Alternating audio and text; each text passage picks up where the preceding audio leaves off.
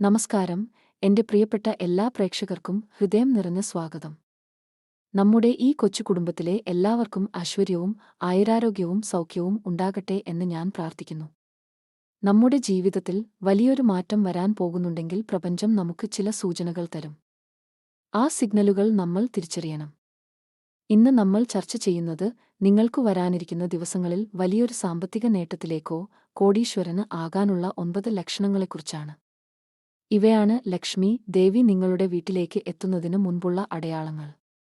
ഒരു കാര്യം പ്രത്യേകം ശ്രദ്ധിക്കുക, ഈ ലക്ഷണങ്ങൾ കണ്ടാൽ അത് രഹസ്യമായി വെക്കണം. പണം വരുന്നത് നിശബ്ദമായിട്ടായിരിക്കണം. ഏറ്റവും പ്രധാനപ്പെട്ടതുമായ ലക്ഷണം വേട്ടാളൻ നിങ്ങളുടെ വീടിനുള്ളിൽ കൂടുകൂട്ടുക എന്നതാണ്. നിങ്ങൾ എപ്പോഴെങ്കിലും ശ്രദ്ധിച്ചിട്ടുണ്ടോ? അപ്രതീക്ഷിതമായി വീടിന്റെ ജനൽ മൂലയിലോ ഭിത്തിയിലോ മരത്തിന്റെ വിടവുകളിലോ വന്നുകൊണ്ട് ചെറിയ കൂടുകൾ കാണാം. ഇതാണ് വേട്ടാളൻ കൂട്.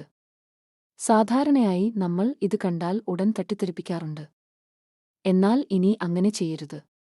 പുരാണങ്ങൾ പ്രകാരം വേട്ടാളൻ നിങ്ങളുടെ വീടിനുള്ളിൽ കൂടുകൂട്ടുന്നത് ലക്ഷ്മി ദേവിയുടെ കടന്നുവരവിനെയാണ് സൂചിപ്പിക്കുന്നത്.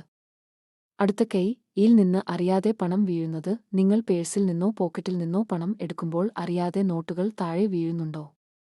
എങ്കിൽ സന്തോഷിച്ചോളൂ. ജ്യോതിഷപ്രകാരം ഇത് പണം ഒഴുകി വരാൻ പോകുന്നു എന്നതിന്റെ സൂചനയാണ്.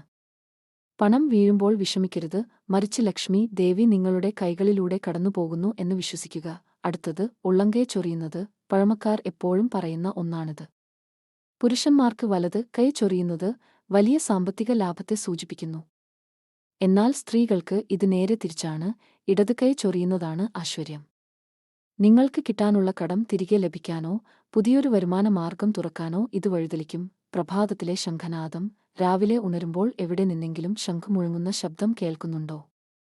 അത് ക്ഷേത്രത്തിൽ നിന്നാകാം, അല്ലെങ്കിൽ ടിവിയിൽ നിന്നാകാം. ശംഖ് ലക്ഷ്മി ദേവിയുടെ സഹോദരനായാണ് കണക്കാക്കപ്പെടുന്നത്. ഈ ശബ്ദം നിങ്ങളുടെ കാതുകളിൽ എത്തുന്നുണ്ടെങ്കിൽ നിങ്ങളുടെ ആഗ്രഹങ്ങൾ ഉടൻ നടക്കാൻ പോകുന്നു എന്നാണ് അർത്ഥം.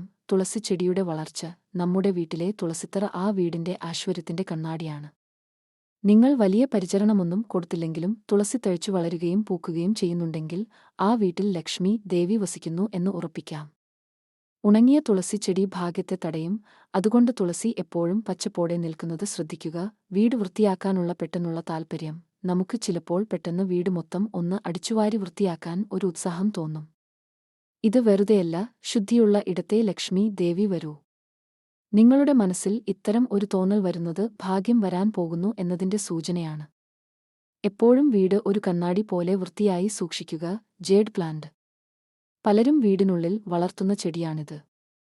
നിങ്ങളുടെ വീട്ടിലെ ജേഡ് പ്ലാന്റ് പെട്ടെന്ന് പുതിയ ഇലകൾ വന്ന് തഴച്ചു വളരുന്നുണ്ടെങ്കിൽ അത് നിങ്ങളുടെ സമ്പത്ത് വർദ്ധിക്കാൻ പോകുന്നു എന്നതിന്റെ അടയാളമാണ്. വീട്ടിൽ പൂച്ച പ്രസവിക്കുന്നത്. പൂച്ചയെ പലരും പേടിയോടെയാണ് കാണുന്നത്, എന്നാൽ നിങ്ങളുടെ വീട്ടിൽ ഒരു പൂച്ച വന്ന് പ്രസവിക്കുന്നത് വലിയ ഭാഗ്യമാണ്. ആ കുട്ടികളെ ഉപദ്രവിക്കാതെ സംരക്ഷിക്കുക. അവ നിങ്ങളുടെ വീട്ടിലെ നെഗറ്റീവ് ഊർജ്ജത്തെ മാറ്റുകയും ഐശ്വര്യം കൊണ്ടുവരികയും ചെയ്യും. 3 പല്ലികളെ ഒരുമിച്ച് കാണുന്നത്. ഇത് വളരെ അപൂർവമായി മാത്രം സംഭവിക്കുന്ന ഒന്നാണ്. 3 പല്ലികളെ ഒരേ സ്ഥലത്ത് കാണുന്നത് ആദിലക്ഷ്മി, ധനലക്ഷ്മി, സൗഭാഗ്യലക്ഷ്മി എന്നിവരുടെ സാന്നിധ്യമായി കരുതുന്നു. ഇത് കണ്ടാൽ ഉടൻ തന്നെ ദൈവത്തോട് നന്ദി പറഞ്ഞു പ്രാർത്ഥിക്കുക.